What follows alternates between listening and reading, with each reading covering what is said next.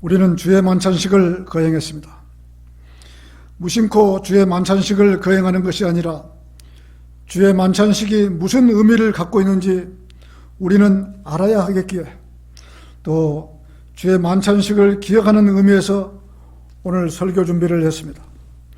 우리는 주의 만찬식이 천안생명침례교회 교회가 세워지고 예배를 드리면서 처음으로 주의 만찬식을 거행하게 됨을 주님 앞에 감사드리지 않을 수가 없습니다. 주님께서는 이 불모지 같은 천안 지역에 성경대로 믿는 지역교회를 세워주셨습니다. 이전에 천안 지역교회가 성경침례교회가 있었지만 마귀의 집요한 공격으로 또 이내 교회가 파산할 정도에 이르렀고, 거기서 성별된 성도들을 불러주셔서 바른 교회를 세워주시고 또 바른 진리를 알게 하시며 바르게 신앙생활을 할 수 있도록 모든 길을 열어주셨습니다. 남은 이 소수의 성별된 성도들이 바르게 하나님을 믿고 바른 진리의 길을 갈 수 있도록 하나님께서 이 교회에 자비와 은총을 베풀어 주셔서 이 시대에 대한민국에서 가장 정확하고 가장 올바른 말씀으로 우리를 인도해 주시라고 기도해야 할 것입니다. 우리는 오늘 주의 만찬식을 거행하였습니다. 이 시대의 주님의 명령은 두 가지뿐인 것입니다. 한 가지는 침례식입니다. 침례식은 자기가 구원받을 때, 구원받고 난 이후에 단 한 번 받으면 침례식은 되는 것입니다. 그러나 주의 만찬식은 우리가 계속해서 드려야 되는 것입니다. 오늘 저희들이 가장 순수한 마음으로 주님의 다시 오심을 기다리는 마음으로 주의 만찬식을 거행했습니다. 주의 만찬식은 고린도 교회 성도들에게 선포한 것입니다. 우리는 고린도 교회가 육신적인 교회라는 것을 알고 있습니다. 르크만 목사님은 고린도 전서는 그리스도인이 초신자일 때 알아야 하는 심오한 진리가 있는데도 잘못 소화시킬까 봐 권유를 망설인다고 하셨습니다. 성경은 하나님의 말씀이요 진리입니다. 그냥 책꽂이에 꽂아두면 책일 뿐인 것입니다. 그러나 그 책을 꺼내서 말씀을 읽기 시작한다면 그때부터는 그 말씀이 진리인 것입니다. 그러나 모두 다 교회 시대에 거듭난 성도들을 위하여 기록된 것은 아닙니다. 성경은 유대인, 이방인, 하나님의 교회, 이 세 세대를 위하여 기록되었다고 고린도전서 10장 32절에서 말씀하셨으며, 그러므로 성경을 공부할 때는 그 글이 누구에게 기록되었는가를 알고 읽는 것이 중요합니다. 내가 진리의 말씀을 올바로 나누어 하나님 앞에 부끄럽지 않는 일꾼으로 인정받도록 공부하라고 디모데후서 2장 15절에서 말씀하셨습니다. 성경 말씀을 나눈다는 것은 세대적 진리뿐만 아니라 어느 구절이 누구에게 말하고 있는가도 알아야 하는 것입니다. 성경 구절 하나하나에다가 교리를 정립시킨다면 얼마나 혼란스러운가를 생각해 보십시오. 고린도 교회는 육신적인 교회의 유행입니다. 자연인은 거듭나지 않는 사람이지만 육신적인 그리스도인은 거듭나기는 했어도 헌신하지 못하고 말씀의 토대에 의해서 성령의 인도함을 받고 사는 영적인 그리스도인과 대조되는 사람을 말합니다. 거듭난 성도는 말씀을 먹고 자라야 하는데 육신적인 그리스도인은 자라지 못하고 침체를 거듭하고 있어 생활은 거의 자연인과 가까운 것입니다. 교회가 이런 사람들을 회중을 이루고 있다면 육신적인 교회가 될 것입니다. 그리스도인이 가장 듣기 싫은 말은 육신적인 그리스도이란 말을 가장 듣기 싫은 말인 것입니다. 누군가가 자기 보고 육신적인 그리스도인이라고 말하면 정말 최고로 기분 나쁜 충고일 것입니다. 그래서 히브리서 5장 12절에서는 그때로 보면 너희가 마땅히 선생들이 되었어야 할 텐데 이제 다시 하나님의 말씀의 기초의 원리가 무엇인지 누군가가 너에게 가르쳐줘야 하리니 젖이 필요한 사람들이지 단단한 음식이 필요한 사람은 되지 못하는도다. 젖을 사용하는 자는 누구나 의의 말씀에 능숙하지 못하나니 이는 그가 악이 단단한 음식은 장성한 사람들의 것이니 그들은 그 말씀들을 사용함으로써 감각들을 단련하여 선악을 분별하는 사람들이라고 말씀하고 있는 것입니다. 어린아이에서 벗어나야 되는 것입니다. 주옥 같은 진리를 제시해도 잘 알아듣지 못하고 깨우치지 못하고 실행할 수 없다면 어떻게 할까요? 사도 바울은 이런 고린도 교회 성도들에게 깨달은 데에는 어린아이가 되지 말고 어린이 되라고 권면하고 있는 것입니다. 고린도전서 14장 20절입니다. 첫 번째, 주의 만찬식을 기억하라. 주님께서는 성도들에게 두 가지 예식을 거행하라고 명령하신 것입니다. 이 예식은 신약교회 시대에 이 예식을 지켜서 나를 기억하라는 명령입니다. 첫째는 침례식이며 둘째는 주의 만찬식입니다. 오늘 본문 말씀처럼 내가 주께로부터 받은 것을 너에게 전달해 주었나니 이는 주 예수께서 넘겨주시던 그 밤에 빵을 가지고 감사를 드린 후 떼어 말씀하시기를 이것은 너희를 위하여 쪼개진 나의 몸이니 받아 먹으라. 이것은 행하여 나를 기억하라고 하셨습니다.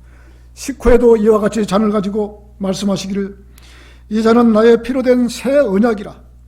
이것을 행하여 너희가 마실 때마다 나를 기억하라고 하신 것입니다. 너희가 이 빵을 먹고 이 잔을 마실 때마다 주의 죽으심을 그분이 오실 때까지 선포하는 것이라고 했습니다. 주 예수 그리스도께서 빵을 떼어 제자들에게 나누어 주시면서 이것은 너희를 위하여 쪼개진 나의 몸이라고 하셨습니다. 그분의 몸이 쪼개졌다는 것은 그분이 살을 찢어 우리에게 나누어 주셨다는 뜻입니다. 식후에도 이와 같이 잔을 가지고 말씀하시기를 이 잔은 나의 피로 된 새 언약이라. 이것을 행하여 너희가 마실 때마다 나를 기억하라고 말씀하신 것입니다. 너희가 이 빵을 먹고 이 잔을 마실 때마다 주의 죽으심을 그분이 오실 때까지 선포하는 것이라고 말씀하셨습니다. 또 식후라고 말씀하셨습니다. 주의 만찬 전에 통상적인 식사를 먼저 했던 것입니다. 제자들과 먼저 식사를 마치신 뒤에 빵을 떼어 나누어 주셨고 잔을 나누어 주셨습니다. 주님께서는 우리에게 주의 만찬식을 1년에 몇 번 거행하라고 말씀하지 않으셨습니다. 그러기에 가톨릭에서는 매주 한 번씩 주의 만찬식을 거행하고 있는 것입니다. 우리 교회에서는 3개월에 한 번씩 만찬식을 거행할 예정인 것입니다. 주의 만찬식에서 빵을 먹고 잔을 마실 때마다 나를 기억하라고 말씀하셨습니다. 그러므로 주의 만찬식은 모형으로서 기념하는 것이지 실제 피와 살을 먹는 의식이 아닙니다. 가톨릭처럼 희생제를 매번 다시 드리는 것이 결코 아닙니다. 가톨릭에서는 매번 미사 때마다 소위 성체 성사라는 것을 거행하면서 예수 그리스도의 진짜 피를 마신다고 생각하고 있는 것입니다. 그들은 주일날 미사 때마다 희생제를 매번 다시 드리고 있는 것입니다. 한 번 죽으심으로 모든 것을 끝내놓으신 예수 그리스도를 2번, 3번, 100번, 1000번 다시 죽게 만드는 것입니다. 그분을 기억한다는 것은 그분의 무엇을 기억해야 하는 걸까요? 그분의 죽으심을 기억하라는 것입니다. 주님께서는 이 잔은 나로 나의 피로 된 새 언약이라고 하셨습니다. 새 언약은 예수 그리스도께서 나의 죄를 위하여 죽으셨음을 믿는 모든 자들이 그 믿음으로 구원받고 영생을 얻게 된다는 신약적 언약입니다. 그러므로 주의 만찬은 그분의 죽으심을 기억하고 기념하는 것입니다. 새 언약은 뉴 테스타먼트입니다. 그래서 테스타먼트와 뉴 테스타먼트 차이점은 구약적 믿음에서 신약적 믿음으로 가는 것입니다. 로마서 1장 17절을 한번 보시겠습니다.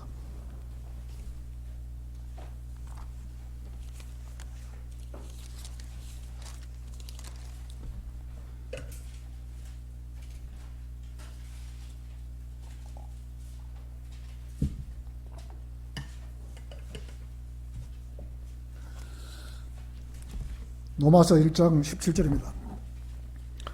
이 복음 안에는 믿음에서 믿음에 이르게 하는 하나님의 의가 계시되었으니 기록된 바 의인은 믿음으로 말미암아 살리라 함과 같으니라. 믿음에서 믿음으로 이르게 하는 하나님의 의가 계시되다고 했습니다.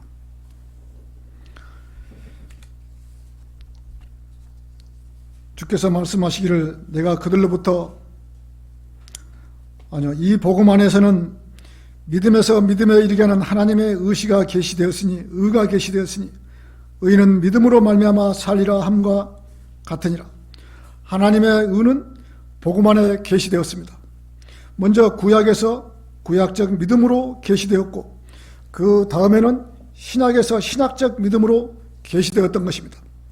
구약에서 기록된 말씀은 신명기 32장 20절에서 주께서 말씀하시기를 내가 그들로부터 내 얼굴을 숨길 것이며 내가 그들의 끝이 어떠한지를 보리라.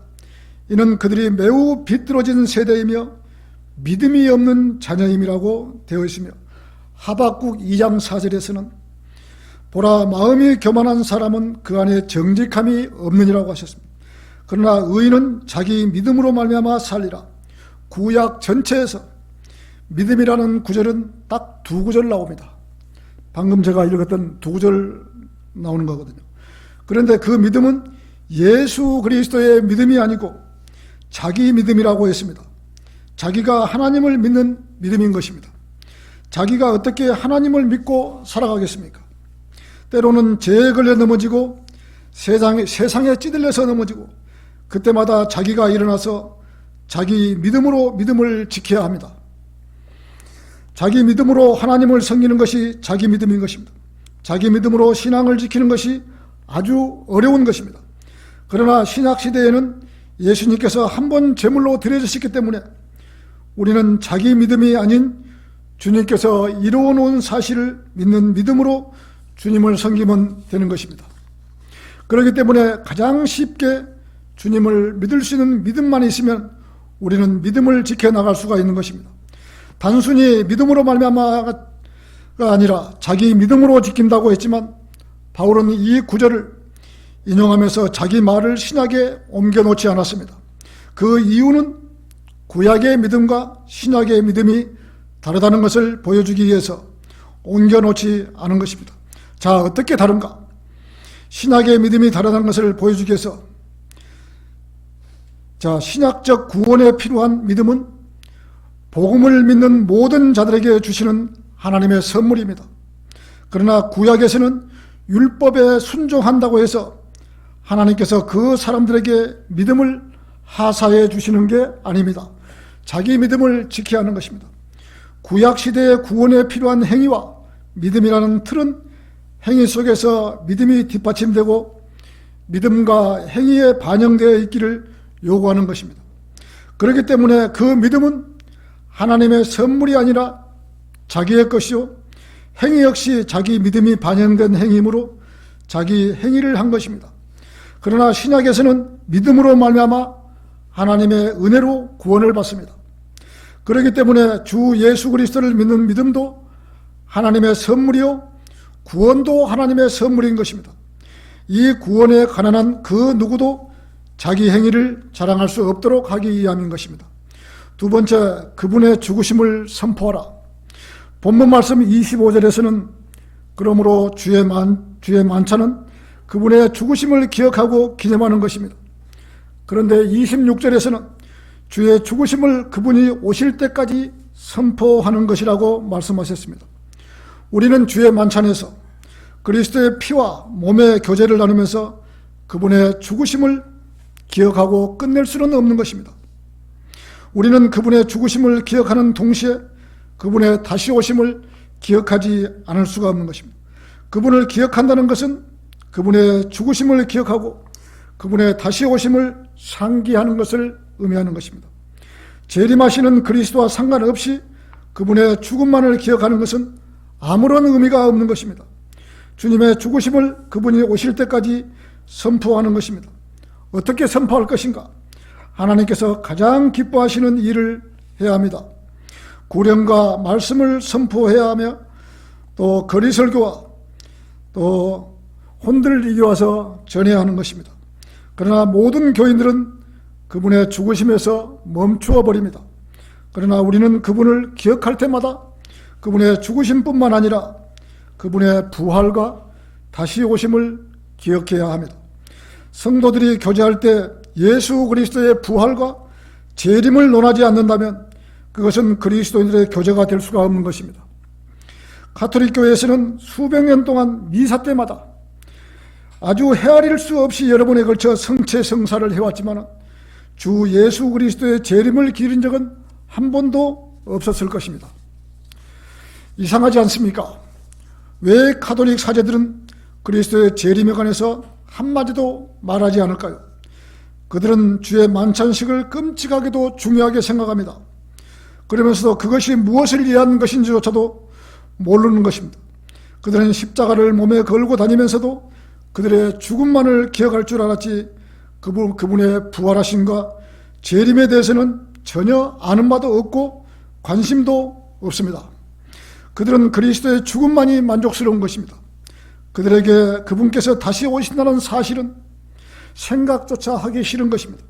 왜냐하면 그들은 왕으로 다시 오시는 그리스도 대신 자신들이 이 세계를 영원토록 지배하고 싶어 하기 때문인 것입니다. 천년 왕국을 자기들이 적그리스도를 왕으로 모시고 살면서 유토피아를 건설하는 그러한 자들입니다. 이것이 후천년주의자이며 무천년주의자의 발상인 것입니다. 25절에서는 이 잔은 나의 피로 된 새 언약이라고 하셨습니다. 주님께서는 이 잔이 문자 그대로 포도주가 아니라 새 언약이라고 하셨습니다. 그리고 새 언약의 잔을 받아 마시라고 말씀하셨습니다. 그 안에 담긴 피를 받아 마시라고 말하지 않은 것입니다. 로마 가톨릭은 15세기경에 이 잔에 담긴 포도주가 문자 그대로 피였음을 인정하지 않는다는 제목으로 수많은 그리스도인들을 화형에 처해버렸습니다. 왜 하나님을 믿는다고 하는 사람들이 그리스도인들을 6천만 명을 죽였을까요? 그들은 하나님을 믿는 것이 아니라 하느님을 믿고 있는 것입니다. 우리나라 애국가도 하나님이 보호하사가 아니라 하느님이 보호하사라고 고쳐버린 것입니다. 우리는 이 땅에 사는 날 동안 하나님의 진영과 또 하느님의 진영이 철길이 내일처럼 끝까지 수평선을 그으면서 간다는 것을 알아야 하는 것입니다. 이 지구상에 있는 모든 종교, 유교, 불교, 이슬람, 공자, 맹자, 남매, 호랑교, 도교, 가톨릭, 원불교 할 것 없이 모든 종교는 다 하느님 편에 즉 적그리스도의 편인 것입니다. 이러한 우상 숭배자들이 천년 왕국을 건설해서 적그리스도를 왕으로 모시고 적그리스도의 왕국을 진행하는 자들의 음모인 것입니다. 이 모든 음모는 교황청에서 이루어지는 것입니다. 모든 종교를 하나로 묶으려고 시도하는 것이 바로 바티칸 교황청에서 이루어지고 있는 것입니다. 그리스도인들은 사람을 죽이지 않습니다. 그러나 바티칸 교황청에서는 하나님을 믿는다는 핑계로 수많은 그리스도인들을 화형대에서 연기와 같이 사라지게 만들어버린 것입니다. 그러나 가톨릭은 그 잔에 담긴 포도주가 문자 그대로 그리스도의 피라고 고집하면서 그 피를 마시라고 강요했던 것입니다. 우리 그리스도인들은 새 언약을 받아 먹습니다. 우리는 결코 그분의 피를 마시지 않는 것입니다. 우리는 젊었을 때 교회 나가면 성찬시라고 하면서 포도주와 떡을 나누어 먹었습니다.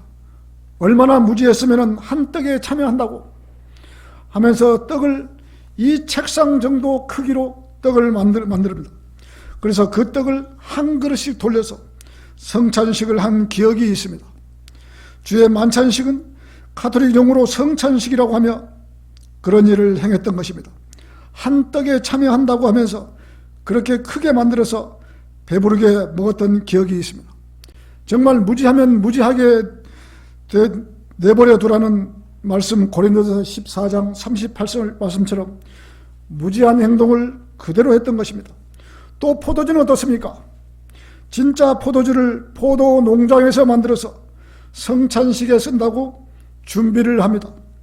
이 진짜 포도주를 어린아이, 어른 할 것 없이 성찬식 때마다 마시는 것입니다. 얼마나 무지하면 이런 일들을 자행할까요? 지금도 이런 성찬식을 한다는 교회가 많이 있는 것입니다. 성찬식은 가톨릭 용어입니다. 우리는 이 포도주가 술이 아닌 것을 알 수 있는 것입니다. 이사야 65장 8절 말씀을 한번 보시겠습니다. 이사야 65장 8절입니다.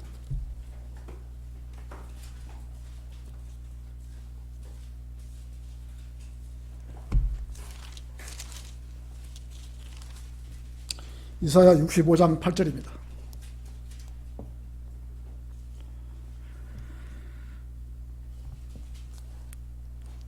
주가 이같이 말하노라. 포도송이에 새 포도주가 보이면, 포도송이에 새 포도주가 보이면, 이 포도주라는 것은 포도즙인 것입니다. 보이면 누가 말하기를 그것을 상하게 하지 말라. 이는 복이 그 안에 있음이라 하는 것 같이 나도 내 종들을 위하여 그들 모두를 상하게 아니하리라고 말씀하셨습니다. 주가 이같이 말하노라. 포도송이에 새 포도주가 보이면 누가 말하기를 그것을 상하게 말라. 이는 이 복이 그 안에 있음이라고 하는 것 같이 나도 내 종들을 위하여 그들을 모두를 상하게 하지 아니하리라고 하셨습니다. 이 포도송이의 새 포도주는 분명히 포도주가 아닙니다. 포도즙인 것입니다. 우리가 주의 만찬식을 할 때는 알코올 도수가 있는 것이 아니라 포도즙인 것입니다. 이 포도즙을 먹고 마실 때마다 주의 죽으심을 기억하라고 하신 것입니다. 이것은 단순히 먹고 마시는 것이 아니라 모형으로서 주님의 몸이 찢기심과 피 흘리심을 기억해야 하는 것입니다. 왜 우리는 기억해야 할까요? 주님의 명령이기 때문에 이 의식을 행해야 하는 것입니다. 이 의식을 하면서 우리는 주님의 다시 오심을 기다려야 하고 이 잔을 마시면서 주님 앞에 헌신해야 하는 것입니다. 어떻게 헌신해야 합니까? 자기 몸을 주님 앞에 내어드리는 것이 바로 헌신입니다. 자기 몸을 주님께서 쓰시기에 합당한 그릇으로 비워두어야 합니다. 그리고 말씀으로 자기 몸을 채워야 하는 것입니다. 말씀으로 채워진 몸을 주님을 위해서 드리는 것입니다. 헌신하면서 믿음을 더 돈독히 쌓아야 합니다. 믿음과 헌신, 기다림으로 소망을 가지고 살아가라고 주님께서는 이 의식을 거행하라고 명령한 것입니다. 우리는 주님께서 십자가에서 살이 찢기시고 피 흘리시면서 이루어놓은 사실을 항상 마음에 새기면서 신앙생활을 해야 합니다. 그때 당시 채찍 끝에는 동그란 홈이 있어서 그 채찍이 몸에 닿으면 살점이 떨어지는 것입니다. 그러한 채찍이었다고 말씀하고 있는 것입니다. 주님께서는 이러한 고통을 참아내신 것입니다. 주의 만찬식과 침례식을 거행하는 것은 주의 죽으심과 부활하심을 공개적으로 실행하는 의식인 것입니다. 우리는 이 의식을 통해서 더욱 믿음으로 주님께 더 가까이 가야 하며 더 헌신해야 합니다. 그리스도인이 갖춰야 할 신조가 있습니다. 첫 번째, 십자가에서 쪼개진 주님의 몸을 기억해야 하며, 두 번째, 인류의 모든 사람의 구원하는 피를 전파하는 삶을 살아야 하며, 세 번째, 복음을 전파하는 그리스도인으로 살아가야 하며, 네 번째, 주님의 다시 오시는 것을 확신하고 소망 가운데 사는 삶을 살아가야 하는 것입니다. 세 번째, 이것을 행하여 나를 기억하라. 본문 말씀 11장 27절에서 30절을 한번 보시겠습니다. 11장 27절 오늘 본문입니다.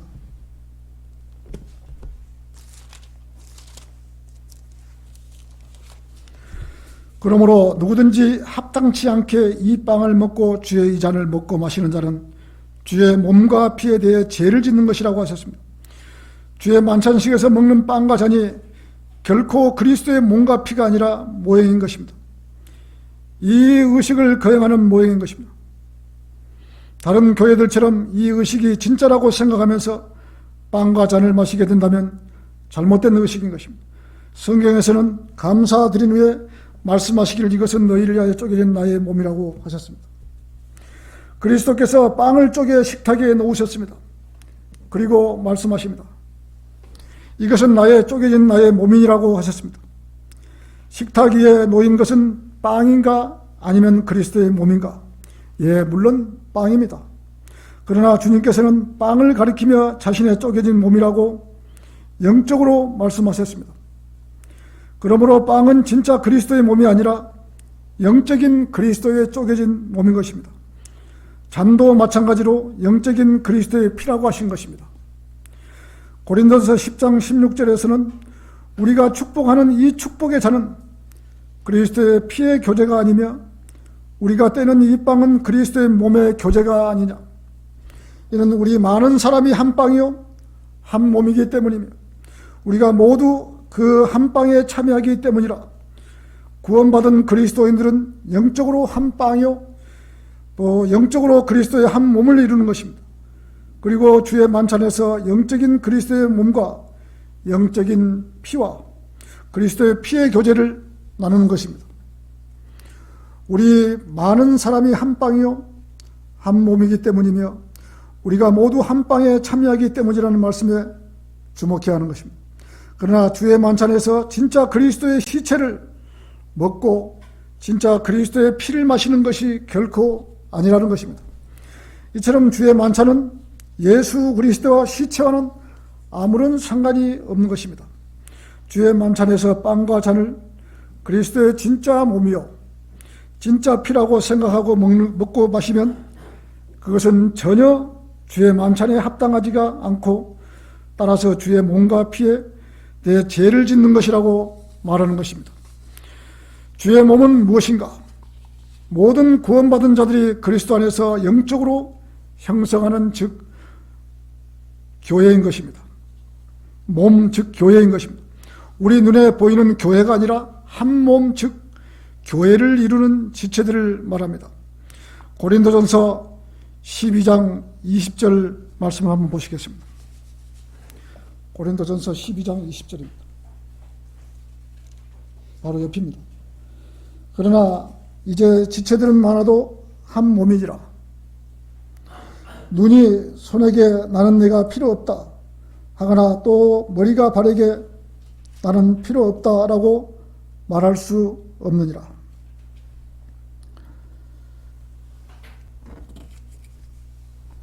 여기에서 몸은 하나인데 많은 지체가 있고 한 몸의 지체는 많아도 모두 한 몸인 것처럼 그리스도께서도 그러하니라. 여기에서 말하는 몸이란 지역교회를 말하는 것이 아닙니다. 이 몸은 지역교회 이상의 몸을 말하는 것입니다. 구원받은 모든 지체들이 모여서 오직 한 몸을 이룬다는 것입니다. 이 지구상에는 수많은 지역교회들이 있지만 그래도 몸은 하나인 것입니다. 이는 그리스도께서 한 몸이시기 때문에 13절에서 한 몸 안으로 침례를 받았으며 라고 말합니다. 물침례를 받고 한 지역교회 안으로 들어오는 것이 아닙니다. 한 몸 안으로 침례를 받은 것은 한 성령에 의하여 라고 분명히 말하고 있는 것입니다. 지역교회가 하나라니까 독립된 그리스도의 몸이라고 생각한다면 오산인 것입니다. 그리스도의 몸 안에는 구원받지 못한 사람이 한 사람도 끼지 못합니다. 지역교회는 사람들이 조직한 하나의 기구에 불과한 것입니다. 이에 반하여 그리스도의 몸은 하나의 살아있는 영적 유기체인 것입니다. 우리는 지금 영적인 몸을 말하고 있는 것입니다.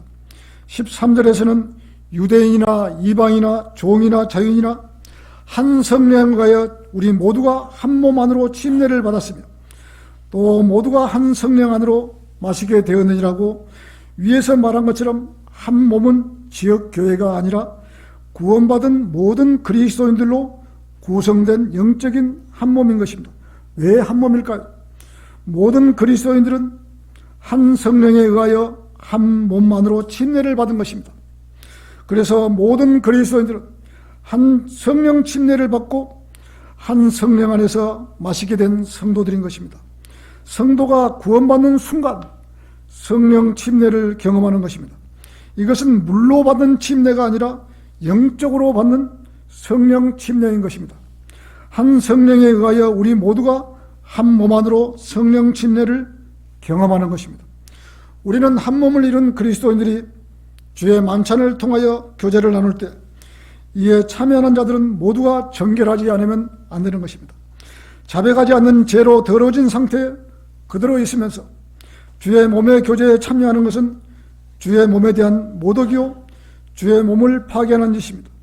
그래서 주의 만찬이 있는 주일이면 그 전날 토요일 밤에 하나님께 모든 죄를 자백하고 하나님과의 관계를 온전히 회복하고 자신의 먼저 정결케 해야 되는 것입니다. 죄를 자백하지 않고 마음속에 숨겨놓음으로써 하나님과의 관계가 온전치 못한 상태에서 있다면 주의 만찬에 참여하여 빵과 잔을 함께 나누면 안 되는 것입니다. 다시 말해서 그것은 주의 몸에 대한 모독이며 주의 몸을 파괴하는 행위인 것입니다.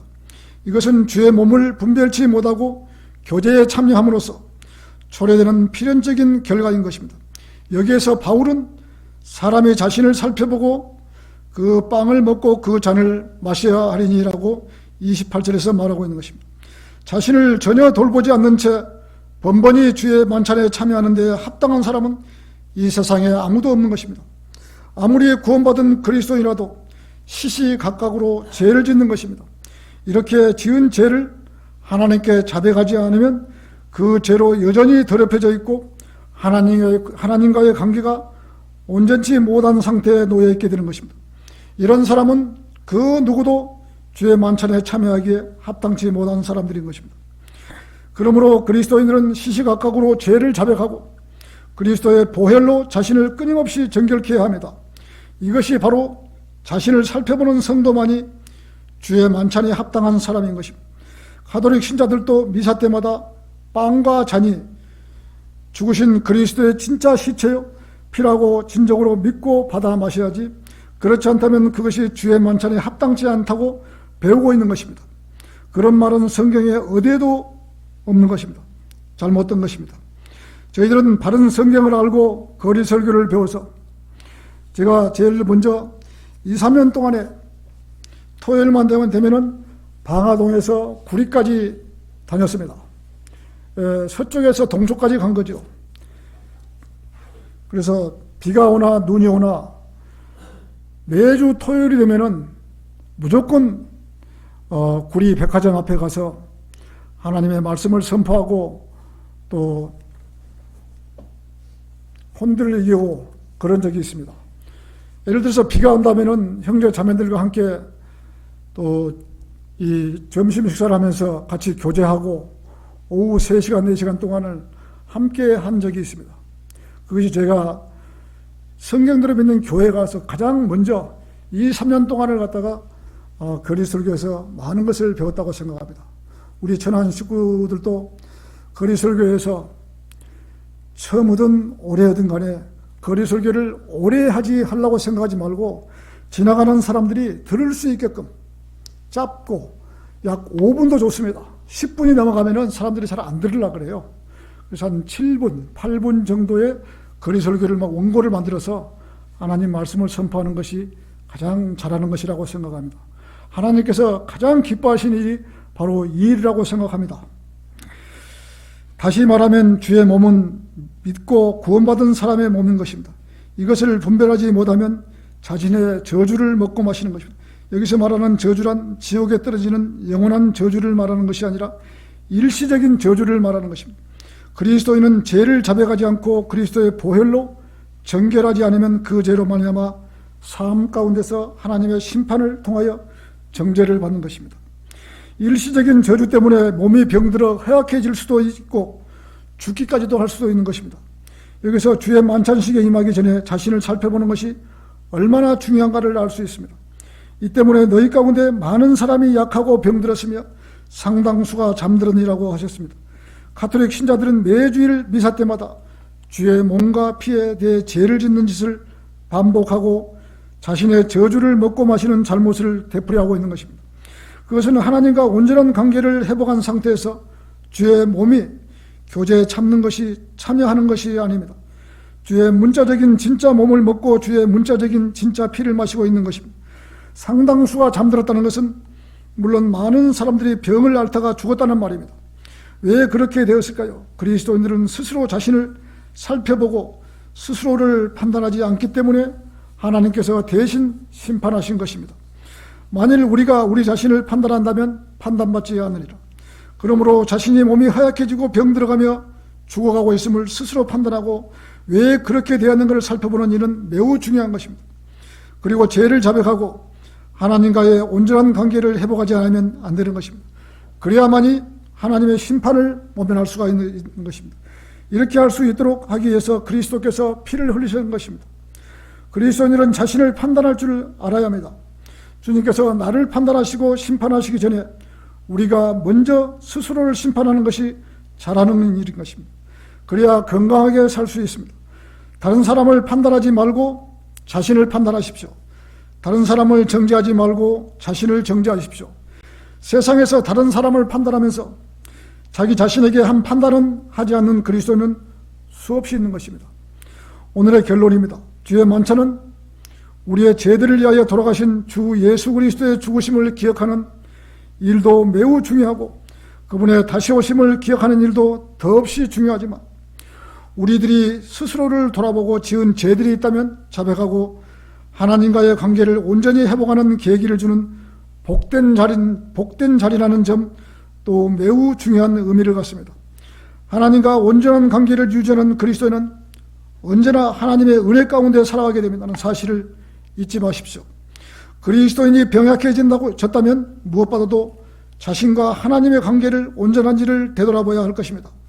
우리는 일상생활에서 무슨 일을 하더라도 육신적인 일과 영적인 일을 따로따로 생각지 마시고 육신의 일을 하면서 그 일이 영적으로 깊이 생각해야 합니다. 왜 그러할까요?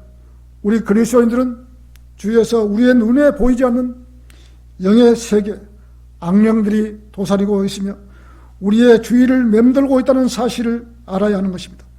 그 영들은 우리를 해칠 수는 없는 것입니다. 우리의 마음을 돌려놓으려고 하는 것입니다. 욕심이 잉태하면 죄를 낳고 죄가 장성하면 사망을 낳느니라고 말씀하셨습니다. 어떤 것에 욕심이 나면 그 욕심에 사로잡히게 됩니다. 마귀는 자꾸만 그 욕심을 부추기는 것입니다. 음행에 한번 빠져서 유튜브를 한번 계속 보면은 그런 화면만 계속 나오게 되는 것입니다. 거기에 한번 사로잡히면 음행의 영에 사로잡히게 된 것입니다. 그래서 세상 사람들과 교회 목사들이 음행의 영에 부추기는 것 때문에 끝까지 목회를 하지 못하고 중도 탈락하고 마는 것입니다. 목사가 경기장에서 잘 달리다가 고린 지점을 눈앞에 두고 반칙을 하면 탈락하고 마는 것입니다. 우리는 많은 성도들이 중도 탈락하는 것을 보았습니다. 그러한 사실을 우리는 거울로 삼으시고 끝까지 달려가야 할 것입니다. 성도가 잘 달리다가 고린 지점 앞에서 중도 탈락한다고 생각해 보십시오. 정말 비참한 일인 것입니다. 하나님께서 인생은 70이요 강건하면 80이라고 했습니다. 이 짧은 인생이 잘 달리다가 마지막 길에서 반칙 경기를 해서 탈락한다면 가장 후회스러운 일입니다. 우리 인생은 끝도 없는 백지 위에 점 하나 찍은 것밖에 되지 않는 것입니다. 그렇듯 인생은 안개와 같이 사라지는 것이 인생이라고 했습니다. 인간이 잘 살면 얼마나 잘 살고 잘못 살면 얼마나 잘못 살겠습니까? 잘 살아도 밥새끼, 못 살아도 밥새끼인 것입니다. 잘 살고 잘 먹으면 성인병만 걸리는 것입니다. 사역자들이 젊어서는 하나님의 말씀을 선포하고 거리 설교하고 월급도 적게 받고 정말 신실하게 사역을 감당했지만 마귀의 유혹에 이끌려 길을 내어주면 조금씩 변질이 되어서 다른 길로 가는 것입니다. 얼마나 안타까운 일입니까? 평생을 바쳐서 하나님을 믿는다고 하면서 바른 길로 갔지만 마지막 배교의 길을 걷는다면 평생을 바쳐서 하나님을 믿는 것이 수포로 돌아간다는 것입니다. 우리는 이 마지막 때 정말 열정을 가지고 하나님의 말씀을 선포하는 그리스도인으로 살아가야 할 것입니다. 이상 설교를 마치겠습니다.